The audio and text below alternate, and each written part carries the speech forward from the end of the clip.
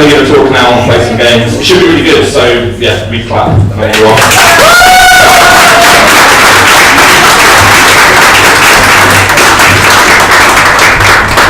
Hello. Hi. Hello. So I work for The Guardian. I occasionally write about games for The Guardian. That's not what they pay me for, but it sort of happens as a byproduct, a bit like kind of breathing or exhaust fumes. Occasionally I make digital games, mostly using Twine. So I wrote Detritus last year, which was pretty well received. And I'm writing something I can't really talk much about because it's really, really stupid, but it will all make sense when it comes out. Also, I woke up in Australia 24 hours ago, and it's currently 20 to 8 tomorrow morning as far as I'm concerned. So if this all gets really weird, that's why, and I'm very sorry. We've been awake since July, and now we're on the wrong hemisphere, and everything's cold and we have to wear coats. But anyway, here we are. Briefly in London, we decided the best thing to do on the day we land for the 3 weeks we're in the country is to come and talk at VideoBrains, because we're smart. My name is Grant, by the way. I think some of you know me, and most of you don't. I used to be a games journalist, and I reached the wrong side of the planet from all my contacts. So I stopped being a games journalist. I made live games and tabletop games, and mainly just thought about mechanics quietly in a flat in Sydney for a year and a half. Not like game mechanics, not like men who work on cars. I mean, a little bit, you know, they're quite swarthy. And together we make live games. We have a company called Serious Business, and we make various strange, stupid live games like zombie apocalypses and candy heists and zombie trials and lots of zombie things, because the makeup's really easy for zombies compared to werewolves. That's why zombie films are popular. Anyway, we should talk about games. Yeah. We're here to talk about literacy as distinct from proficiency. God, what an exciting talk that is. That's what I thought you Watch out, Christmas! If you want to get your copybooks now, they'll be in Tesco. We wanted to talk about things that stop you playing games, and how one of the things that stops you playing a game is it being too difficult. But the other thing that stops you playing a game is that it's using a language that you don't understand. It's trying to ask too much of you, or not giving you enough information about how to actually engage with it and play it. There's a really obvious example of this in Twine games when it's the wrong language, which is kind of the basic example of literacy. But this is you. This is my video. Right, I'm going to play Just Cause 2 really badly because it's an excellent demonstration. Yeah, we were on planes, so we didn't really have time to make any slides or anything. So my wife is going to play Just Cause 2 badly, then I'm going to play Super Hexagon really badly. So if you get bored of the talk, Rika Rodriguez is up there, failing to grapple, so you want to get the barrels there, love. Don't play for me. I can do this. I can do You're going to this. get a first-hand experience from my backseat gaming. So if you get bored of me speaking, that's to watch. Barrels, love. Barrels at the top, all the way at the top. Stop. Keep going. Stop. Do the talk, Grant. I forgot what power was. And if you get bored of watching that, maybe you can listen to me. Who knows? Anyway, so what we came to talk to you about tonight is how you already know how to play games. You already know so much you don't realise you know, and that's literacy. So imagine you're playing a first-person shooter, or as we see here, a third-person shooter. You get shot, you can't see the guy who shot you. In a fraction of a second, you absorb lots of information about that shot. Namely, the amount of damage suffered, the kind of weapon, the direction and elevation of the shooter. We pick these up from sound cues, but also visual ones, namely how red the screen goes, and the little 2D, you've been shot from a certain direction reticule that pops up on the screen. From that, we intuit that the reticule is as though we were above our heads. It's forcing a 2D perspective onto a 3D game as we play it, which is very strange. And if you were to It's fine. If you were to interpret it literally, you would assume that if you were shot from behind, you were shot from beneath. We've all played first or third person shooters where the ground injures us for some reason, and it's like we're being shot from every single direction at once. This isn't a skill that any tutorial teaches you. This just happens. You just know how to interpret 3D spaces through that little reticule because you've been playing first person shooters for years. This is literacy. This isn't how good you are at playing Modern Warfare or Doom or Battlefield, whatever. This is the measure of your skill at navigating hostile 3D spaces under immense time pressure. Games often assume you have literacy and the barrier to entry is high as hell. Games are, as a baseline, incredibly complex. You think of standard computer games 20 years ago, not like MechWarrior or Flight Sims or games which are deliberately obtuse on fucking purpose. The standard, this is what games are games, like Assassin's Creed, or Modern Warfare, or any of your standards. Just the number of inputs we've got. We've gone from 9 inputs on the SNES controller to 17 on the Xbox. Sorry, on the 9 on the Mega Drive, SNES have more. If you compare the multi-layer systems of Assassin's Creed 4 to the system of Sonic the Hedgehog 2, they're both great games, and honestly I think I prefer Sonic 2. Yay! Easy crowd. Assassin's Creed 4 has 3 different kinds of way you can run. It has 2 different kinds of poison dart in a game which poison darts are really not it's about pirates. You're not known for their poison darts, and lots of ships and various other things. However, what this boils down to is a world where our mainstream games are assuming levels of basic literacy with a medium in terms of level design, system interplay, key tropes, etc., etc. Now, I'm going to kick you off there. Okay. Now for a game with no literacy needed, it's time for Super Hexagon. I'm the worst at Super Hexagon, and I'll play that while Mary talks. Possibly be worse at that than I just was. I deliberately didn't look. I stopped I looking. killed 2 goblins.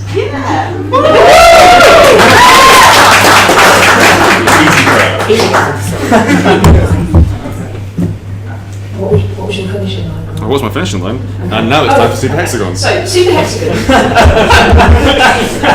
Hit B. Hit B. Yeah. This guy. Hit A. Then go down to where it says exit. Then actually exit. Yeah, I got nothing. There we go. Hey. Okay, so Super Hexagon. How many people here are playing Super Hexagon? Good, that is nearly enough of you. The correct answer is all. Super Hexagon is really easy to read and incredibly difficult to play. It has 2 buttons. It doesn't even have that many buttons if you're playing it on mobile.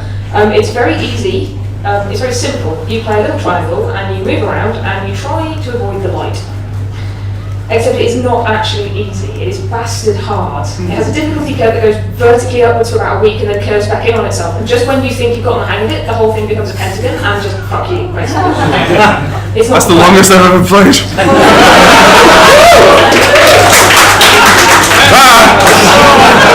Carry on, it's fun. So it's doing this deliberately. It is a design choice. It is deliberately saying, I don't care if you can play this game or not. This is, if you can play well enough, fuck you. You're just not good enough. It's disdainful, actively so. And it's this wonderful distinction between very, very simple, anybody can pick it up, and incredibly difficult to actually do well. There's a lot of games out there that provide this kind of low literacy, high difficulty thing. Bit trip games are fantastic examples. A lot of them are incredibly simple control systems, brutally, punishingly long levels. So as well as it being a skill challenge, it's also an endurance challenge. Guitar Hero is really interesting. Guitar Hero is fascinating when it comes to this stuff because it is requiring you to do something quite difficult, which is read notes that are falling down a screen towards a bass line and also translate that into unfamiliar inputs in the form of a new controller. But none of these games are asking you to do something that you already know how to do, and none of them are assuming that you can already read the music or that you already know how to pilot the little triangle. And they're not giving you perfunctory tutorials that say things like shoot like this, reload like this, push mouse 1 to hit the enemy. Here's a group of enemies, go for it. None of them are saying that as though you already know how guns work, or what different sorts of guns do, or what the hell an alternative fire mode is, and why you would ever want to use one, or how to cope with 3D environments, or why your reticule is snapping towards a thing that you can't see or understand. They all start with these really simple control schemes to get you accustomed not just to the concepts of control and the things that you'll have to interpret, but the entire environment in which you find yourself. And the fact that it's an abstraction from the real world is probably quite useful in making sure that it does that. But even those tutorials don't always get this kind of thing right. You can stop now. Okay, thank Christ.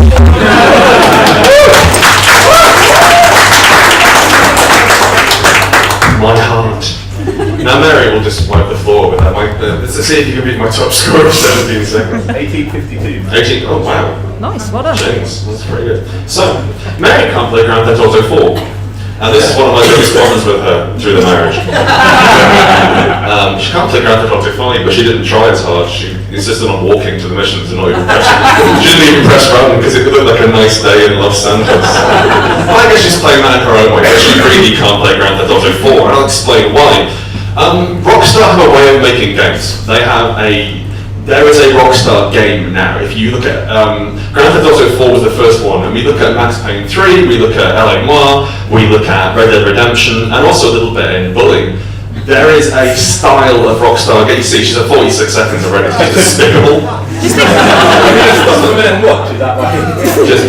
think we should all just be quiet out of respect. Yeah. So we couldn't play Guitar Hero with her. We got to a point when she just turned up in 5-star as an expert the first time. When we couldn't play on co-op or competitive or in the same room as her ever again. It was this is normal. This is my worst robot. Anyway. Hamiltron. Yeah. So there is a bit in Grand Theft Auto 4, and it's very long.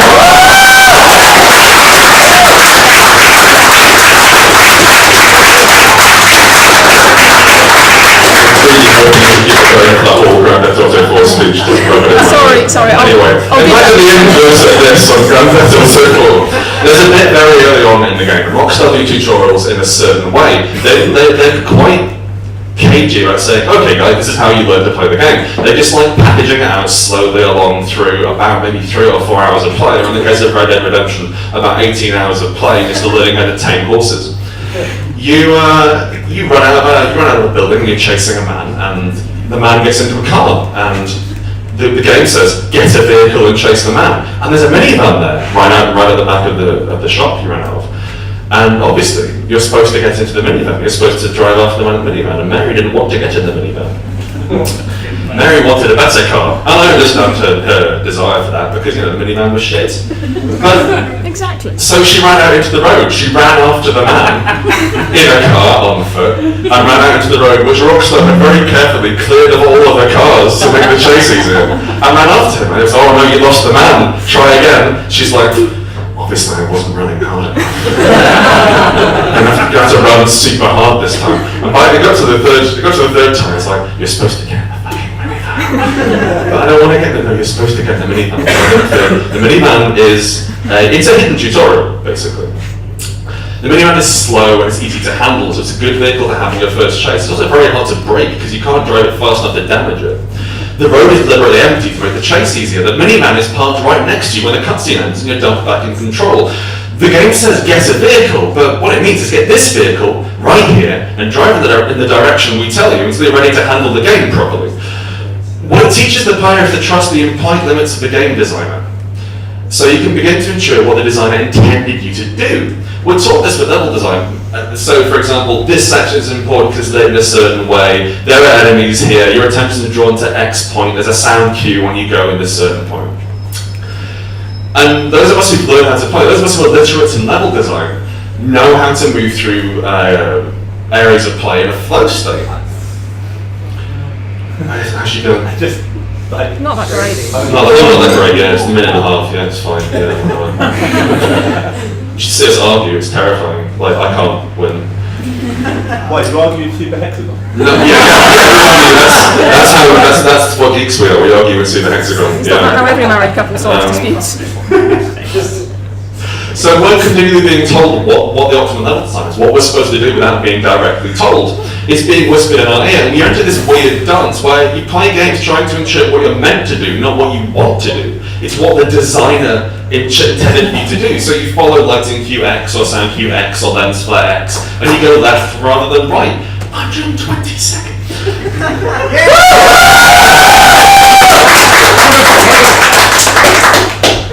Now, unfortunately, it's time to hand back over to Mary soon.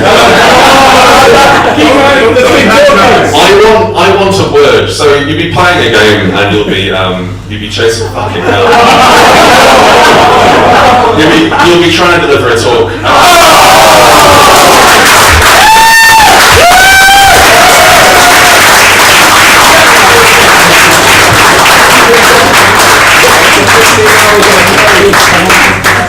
22 hours on a plane. I can say that the first figure, that's way more. Yeah, she's basically, I put it into the bit on our design basically. You know, actually I'll skip it. You talk to the people, goddess. I just want to say that this is a new computer, so this isn't my record. I got to load a different game. Fine. I just wanted to, now that I've told you all about how I can't play games, I'm going to tell you about how he can't play games. He has real trouble playing games like Knights of the Old Republic and Planescape Torment and the sorts of really kind of fascinating, deep, complex RPGs, especially isometric ones. He's quite good at Divinity Original Sin, but that's because other people sort of do the navigation and the talking and all the quest stuff, and Roger sort of turns up when combat happens and goes BANG! And gets very excited. I like setting things on fire. So there's sorts of kind of secret pathways through levels that Grant's talked about. These are basically bread and butter to me, because I grew up on Final Fantasy. Those were the console games I had. I didn't have many console games, and most girls are a PC person, and I'm still most happy with a mouse and keyboard, which is why twin stick shooters phase the hell out of me, because what are you meant to do with the other stick? But these kind of secret pathways are crucially important to those games. You always go in the direction that you don't think the designers want you to go in first, because that's where the good loot is. Now, first-person shooters train you that all loot is basically interchangeable. Like, Bioshock is a real core example of this. Every time you open a bin, there will be a pathetic amount of coinage or some ammo or a pineapple for some reason. But it's all basically fundamentally the same. It doesn't do anything new or different. Whereas in, I think it's Final Fantasy 12, on the first screen of the game, there is a unique loot item which you can only get by going kind of around the edge of the screen and hunting for it. And do you know how long Final Fantasy 12 is when you discover that? 2/3 of the way through the game, and you have to go back and do it again because that's the only way you get the loot. So basically I have a problem, but also that's why you don't get in the minivan, right? That's why you don't get in the minivan in GTA. Because obviously the designers want you to do that, so they must have hidden something better. That's how that sort of game works. So how I've learned to read games is not go in the direction the designer tells you, trust the designer. It's go in the direction the designer is pointing you away from, because the designer is kind of clever and the designer's hidden a special thing just for you. And yet, no, games don't work like that anymore, which makes me very sad. So Grant's never been a Star Wars fan, that's important for you to know, but he really likes D20 systems, like really likes D20 systems. He's quite interested in aliens and shooting stuff, and he's interested in KOTOR, therefore. Not just because it's got aliens and shooting stuff and lightsabers and noises and stuff, but also this complex, richly detailed story taking place in this complex, richly detailed world. Except that he doesn't want to play it in any way. He wants me to play it so that he can absorb it and be in the same room as it and kind of enjoy that. It's not a difficult game to pick up and play, but it requires you to hold this entire world in your head, not just the D20 system, which isn't that difficult, but the inventory systems, the crafting systems, the dialogue systems, the necessity of traversing the same world over and over again, going from quest point to quest point, looking for the same things. You have to know how to get the most out of those systems if you're going to have fun. Otherwise, it's going to feel like tedious fetch quest after tedious fetch quest going to the same bits of the map. You have to learn efficiency. You have to learn things like unlocking every single possible dialogue option because there's probably a quest in there somewhere. You have to know, before you've even made your character, that you always max out persuasion, and you always max out in, because A, you're the only party character, so you're the only player that gets to use those skills, but B, that's where the interesting dialogue trees are going to be in the game itself. So it requires you to have that meta-knowledge before you even start. He also can't kind of work out that every item in the game is vital, and that's why you open every box, even when he's furious with you for opening every box. So furious. Because there's no point opening Just every like box. half the boxes would be fine. And he's absolutely never kind of spent hours trying to 100% explore something or gotten sad about progressing to a new area because he's finished all the quest lines in the old area. He's left it before, those quest lines are finished, and then now they're gone forever and they're still in your quest log and you can't complete them. Dragon Age Origins.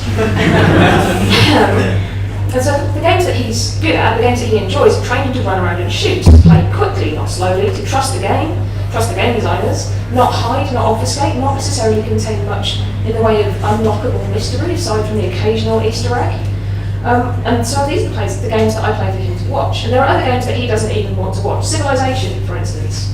Everyone here played Civ 5? Yeah. So you guys have the happiness mechanic, right? Yeah. You ever tried explaining that to someone who hasn't played? Like, I'd recommend it as an exercise with someone you don't like very much. Sorry. Because, like, Is this how the divorce happened? Yes, this is how it ends. But the game doesn't even bother trying, right? The game tells you that your citizens will get unhappy if you do certain stuff, and then it essentially presents you with a database that you can roll over, which tells you what happiness is going on with all of your citizens. What it doesn't do is say, hey mate, you want to make a circus now because in about 20 turns time your city's going to riot and Alexander the Great is also going to attack you and you haven't got enough spearmen. Like, at no point does the game teach you that that is a thing you're going to need to think about. You only get that by playing it over and over and over again, or actually by playing Civs 1, 2, 3 and 4 over and over again and watching the evolution of that mechanic from something that doesn't work and doesn't make any sense into something that sort of does work and sort of does make sense and is an improvement on the older systems and the older games, but also is incomprehensible if you don't already know what you're looking at. And so there's a lot of games like that. When Grant played XCOM, he was great with the turn-based combat bit, but he just kept dying because he should have already built a satellite. And XCOM at no point tells you you're going to die if you don't build a satellite. It just politely says, hey, you might want to think about some planetary defense systems. 4 hours later, your game is in ruins. There are aliens all over the whole of Brazil. It's just broken. And you can't rewind back in time to find the moment when it went wrong because the game assumes you already know that and then punishes you for not knowing it. And this is a kind of, again, fundamental core literacy thing that if you've played a lot of 4X and base building games, you'll know this. If you haven't, you're just screwed. And I kind of like XCOM, anyway. Yeah. And then I was going to talk about The Last of Us. This is the game that basically started this whole conversation in our house, was when I really wanted to play The Last of Us.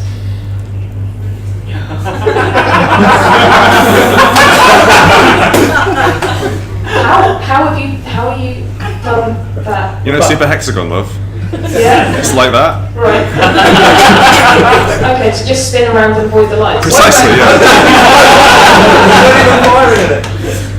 Alright, yeah, so that's Okay. Give me the machine gun, I want the machine gun. Yeah, it's all good. That's your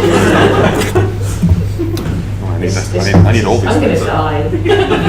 Just want to briefly say something about XCOM as well. I got so attached to one of my snipers that when she died, I deleted my save and started a new save where I created a clone army of featureless clones, all called Soldier X. They were completely, they were all pallid white, the whitest possible, no hair and no eyebrows or anything. And I made a clone army and didn't care. And it's like, oh fuck it, they all die, so all of them to die. And then France sent me in someone.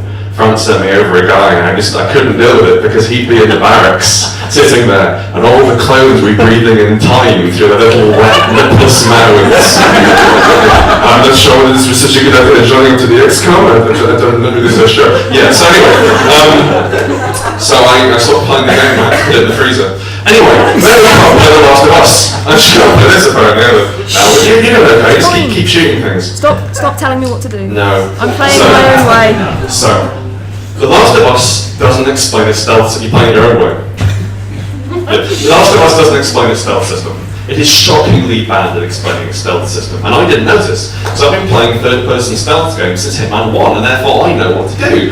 I know that given the amount of bullets I have and the amount of damage they do to enemies, that stealth is important. I can imply that. I can tell from the enemy's behaviour what sort of vision cone he has without it being displayed, and I know how to safely test that vision cone without being spotted. In fact, I'm aware of the alarm state, which goes back to Metal Gear Solid and before, but I think it's the best representation of the idea. What if you're not aware of the alarm state? But I know how to move, I know how to use cover to avoid detection, and even if the enemy could clearly see my head sticking above the cover, because I'm well versed in the concept of it, I can hide, because it's not how this enemy's line of sight interacts with my head behind this cover, it's the idea of cover as a concept.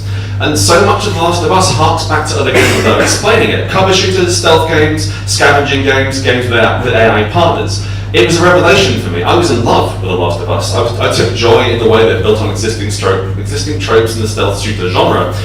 I hadn't thought to think that I was only enjoying it because I already knew how to play it. That Hitman had taught me how to evade guards. That Far Cry 3 and Far Cry 2 had taught me how to navigate a location full of hostile people and kill them without being noticed by throwing objects to act as distractions. That Uncharted had taught me the rhythm of close combat, as in when I was supposed to shoot people, when I was supposed to hit people. Gears of War had taught me how to use cover. Fuck, GoldenEye had trained me out of circle stripping, and instead taught me to break lines of sight with objects. Because projectiles stopped being slow-moving fireballs in space, and instead became raw damage output, moderated by accuracy and line of sight. Half-Life 2 had taught me how to navigate broken urban areas without obvious signposting.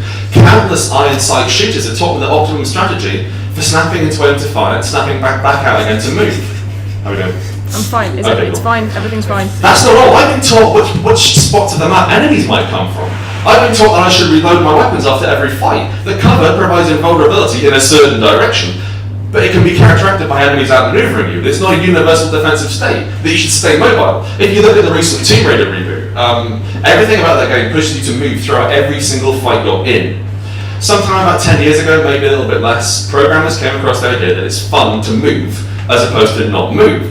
It's fun to have multiple choices of locations from which to take a fight, and the decision whether to leave fragile safety through definite danger in hope of a greater safety is a thrilling one. So Lara ducks, she hides, she doesn't want to be seen, she automatically hides behind cover. The game rewards you for stealth kills, the game gives you low health, the game gives almost every enemy group molotovs and grenades to push you around the battlefield. It's beautifully done. Now compare that to Joel from The Last of Us. He's implacable and slow and measured and fearless and kind of a badass and not a really nice guy. He doesn't want to run away from fights, but the combat system in The Last of Us is identical almost to the one in Tomb Raider. Without that incredible character design to push the mechanics, it's hard to intuit how to act. I'm going to continue, because most of us already know how to do this, we don't even know. I know that the red streaks on the screen indicate the direction in which the damage originated, that you must be aware of the size of the battlefield that you can't necessarily see right now. You must hold the whole three-dimensional space in your head and make accurate predictions about how it will change based on the behaviour of enemies you've witnessed in similar games. That's huge. I can't do that in real life. These are all assumptions. They're second nature to me now. Help. Well, It's going great, Grant. well done. I almost didn't die. Seriously, this is like the best I've ever been in. It's the jet lag. I'm really sorry I've lost my You play. want to go to I Mary have not played those games? Yes, that's because I haven't. So I haven't played most of the games that Grant has learned from. That's partly there's a gap in my gaming history, starting when I'm about 14, so 1998. Doesn't really come back until I'm 20, which means I miss Halo, I miss Half-Life, I miss...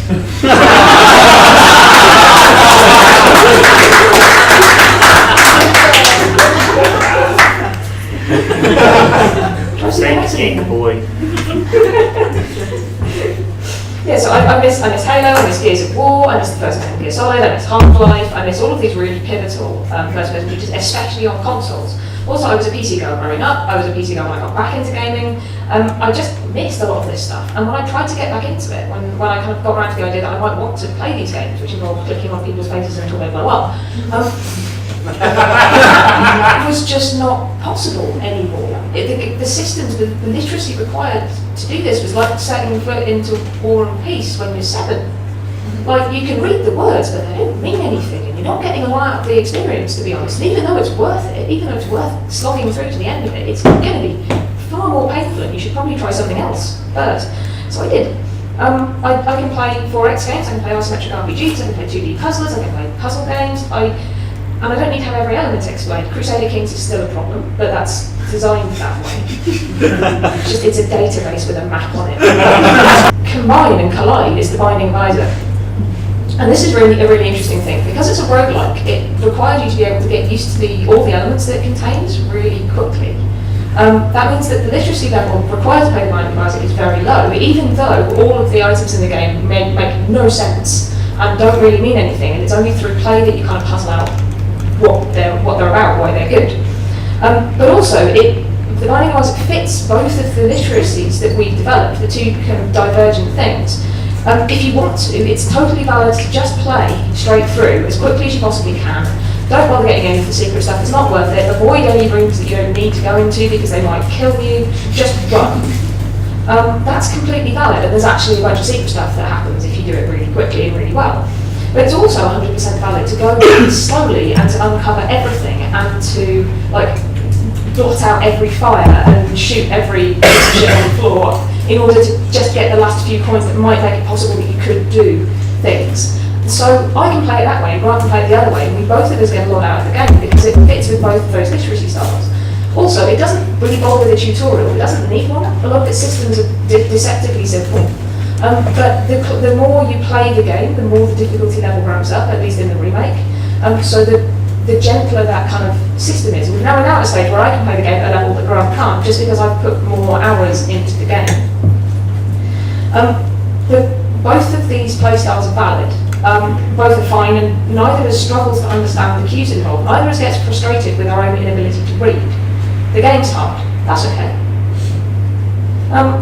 Stunting games is what happens when one of us can't play a game but wants to experience it. Stunting is kind of the word that we developed, which is essentially just doing let's plays in real life.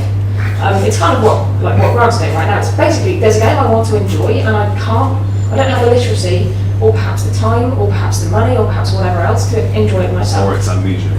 Yeah, or it's amnesia, which I can't do that. Don't like that. Do not like that water room. No. So Grant plays that and I hide. Because I want to, Fatal Frame, right? Project Butterfly.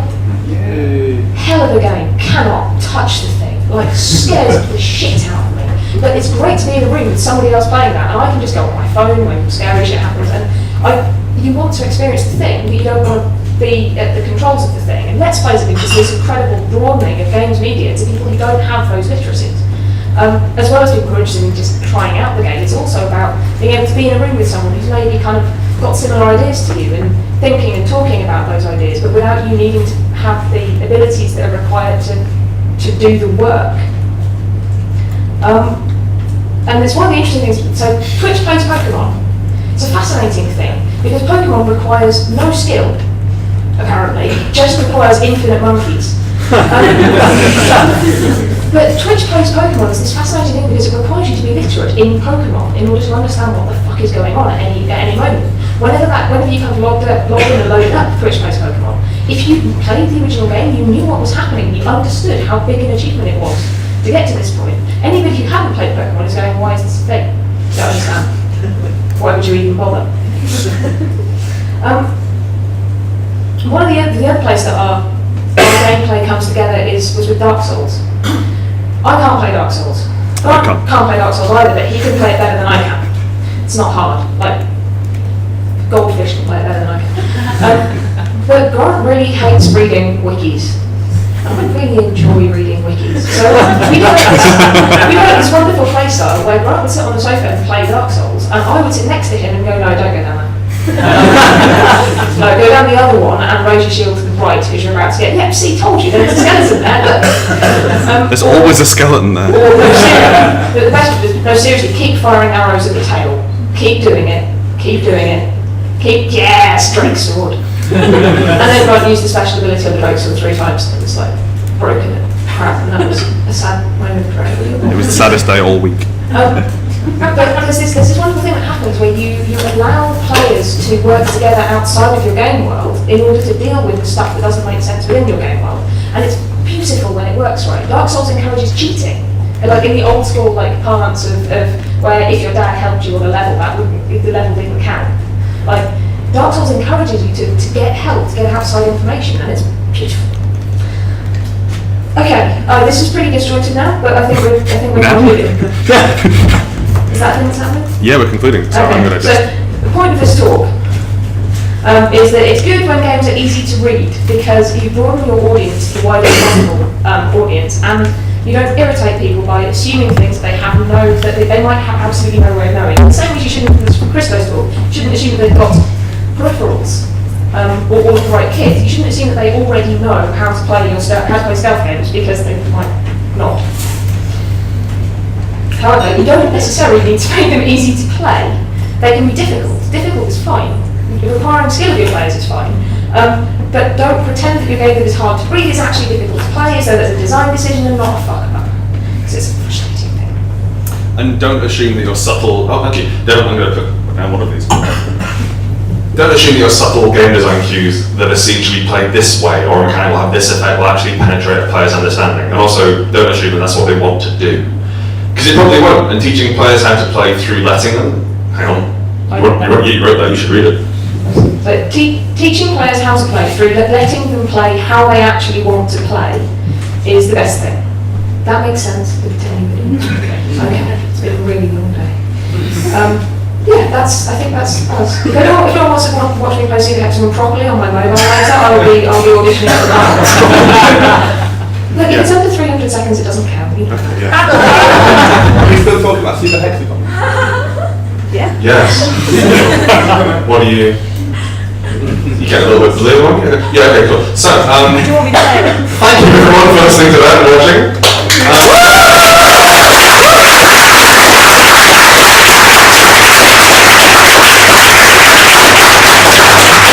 I'm honestly not sure what questions you'd ask. Presumably you have various questions about the fact that she's a robot, but good question, Matt.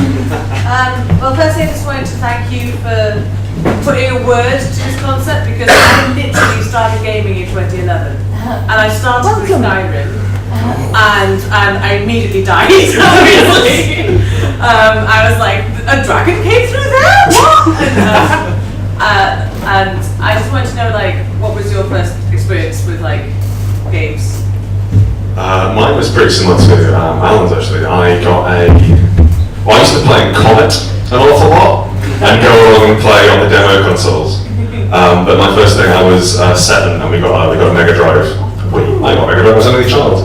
And it had Road Rash and Sonic the Hedgehog and various other games. And I was so excited to play Sonic the Hedgehog after trying it at my friend's house. I came home and explained the concept of Sonic the Hedgehog to an 85-year-old neighbour.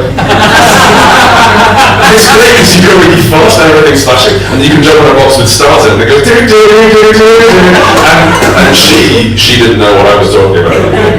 But I think it was after that Dad realised he had to shut me up by playing me a Mega Drive. What about you? Mine was my little brother was given a Game Gear. And I played Mickey's Castle of Illusion. A lot. You finished it? I finished it eventually, and that was before save games. Like, that was awful. I don't know why I did that.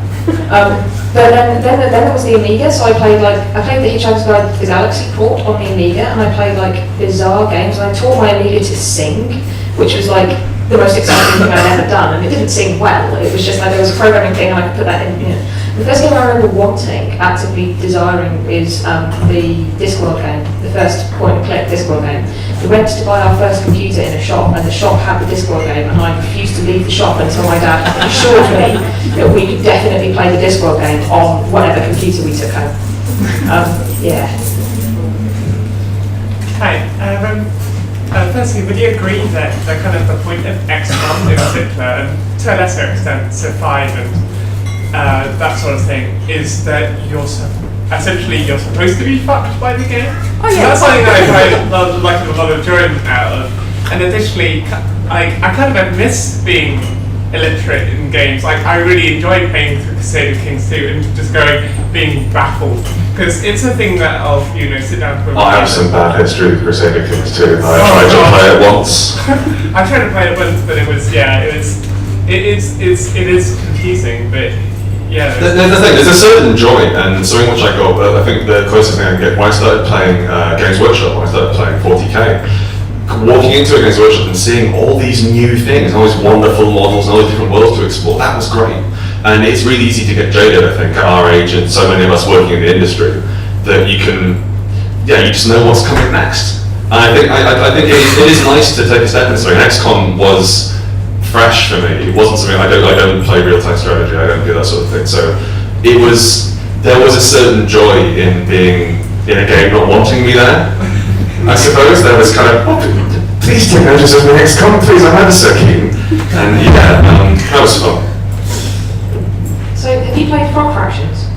I haven't played Frog Fractions. Play Frog Fractions. So Frog Fractions is a fascinating way of doing mystery and weird and unexpected in games without at any point making it difficult to read. There are definitely ways of doing this, definitely, and it's a hugely valuable thing. There's a really interesting talk by the guy who wrote it, whose name currently escapes me because jet lag. But it's well worth finding and looking at. It's about mystery in games and about giving players something that looks unattainable, and the sort of urban legends that grew up about various kind of like old school games where it was like if you put in a certain code at the right moment, you could go left instead of right, and you could walk up to the castle that's on the hill in the background, and there was a secret level inside them. None of that might ever have been true. But there's this, you get into this mythos around interesting games that have those mechanics, or potentially have those mechanics. What's that? And I think not enough games do that interestingly. What was the one about trading sweets? Candy Box. Candy box. Yeah. And it has the sort of water cooler mythology, which is exciting to see. Yeah.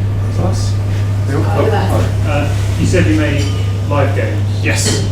How do you incorporate these lessons and understanding of literacy into those games? Some of it's about accessibility. There needs to be, if players can't run, for instance, and one of your main verbs for the game is run, then you need to find a way of incorporating those players into the game without making them feel disadvantaged. And there's not enough, I think, conversations around how accessibility features into video games at all. But some of those things are around having the minimum viable system and letting your player's imagination do a lot of the other work. So, for instance, one of our main, the game that we started out on was a zombie system in which you have Nerf guns. And your basic rules for that system were you have a Nerf gun, you point it at the zombie, you click, you shoot. The dart comes out at the end, if it hits the zombie, then you kill the zombie. Hooray! It's very difficult not to be able to understand that. Like, almost everybody understands that as a core mechanic. Reloading the guns, that's a problem. So we ended up taking that almost entirely out of the game and going, just bring the guns back to us at the end, we'll reload them. Reloading gets a bit weird and complicated, especially if there are 12 zombies barreling towards you down a corridor. Doing that in a stressful situation is difficult. And also at one point we introduced a really ill-advised magic system in which you sort of ran around in black clothes and shouted stuff, and the whole thing went to shit. So essentially stripping out a lot of things that you think are going to be fun, because every layer of complexity that you add makes it difficult, especially in a high stress, a very tense situation. It makes it very hard for your players to actually to get anywhere, to understand the system. Yeah, I think it's fair. It's also like a timing thing. So quite often in video games you're tested in a very short space of time to perform very quickly. And in a LARP or in a live game, you don't necessarily get a second go. We used to run 4 sessions a day of our zombie game, so you would get another go at trying to survive. But if the players walk into a situation and they've paid 40 quid, 50 quid to be there for the day, and they can't grasp what's going on, and then they die or they're out of the game, that's massively frustrating. And with computer games, you have the ability to sort of learn and experience. But something like Dota, I will probably never play Dota again. And it's such a wonderful game. It's an incredibly deep system. It's so complex, and all the characters are coming together. It's one of the most beautiful games ever created. And I will not touch it, because I can't perform to the level that Dota wants me to. And League of Legends, in any sort of MOBA in that respect. And that's something which I try to avoid in my games, certainly. Oh, we got time for one more? Okay. Sorry, sir. Sorry, sir, no more questions. Find us after the talk. Thank you.